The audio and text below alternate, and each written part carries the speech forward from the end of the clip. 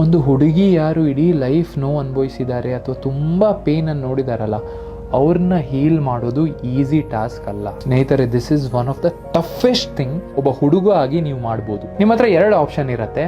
ಒಂದು, ನೀವು ಅವಳನ್ನ ಬಿಟ್ಬಿಡಿ, ಯಾಕಂದ್ರೆ ನಿಮ್ಗೆ ಹ್ಯಾಂಡಲ್ ಮಾಡಕ್ ಆಗಲ್ಲ ಅಂಡ್ ಜಾಸ್ತಿ ಹುಡುಗರು ಇದೇ ಮಾಡ್ತಿರೋದು. 2ನೇದು, ತಾಳ್ಮೆಯಿಂದ ಅವಳು ಕೈ ಹಿಡ್ಕೊಂಡು ನಿಲ್ಲೋದು, ಎಷ್ಟೇ ಕಷ್ಟ ಆದ್ರೂ ಅವಳನ್ನ ಹೀಲ್ ಮಾಡಕ್ಕೆ ಹೆಲ್ಪ್ ಮಾಡೋದು. ಅಂಡ್ ಇದು ಮಾಡಕ್ಕೆ ಮೀಟರ್ ಬೇಕು, ಗಟ್ಸ್ ಬೇಕು. ನೋಡಿ, ನೀವು ಇದೆಲ್ಲ ಮಾಡಿದ್ರು ಅವಳ ನಿಮ್ಮ ಮೇಲೆ ಡೌಟ್ ಮಾಡ್ಬೋದು, ನೀವು ಯಾಕೋ ಗೇಮ್ ಆಡ್ತೀರಾ ಅಂತ ಅನ್ಕೋಬಹುದು.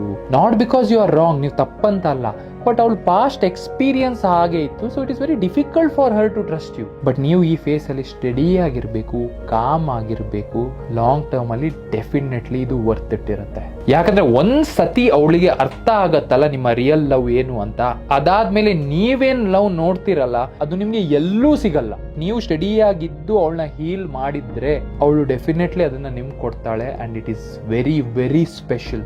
ಸೊ ಬಿ ದ್ಯಾಟ್ ಮ್ಯಾನ್, ಯಾರು ನಿಮ್ಮ ಹುಡುಗಿಗೆ ಲವ್ ಅಂಡ್ ರೆಸ್ಪೆಕ್ಟ್ ಕೊಡ್ತೀರಾ.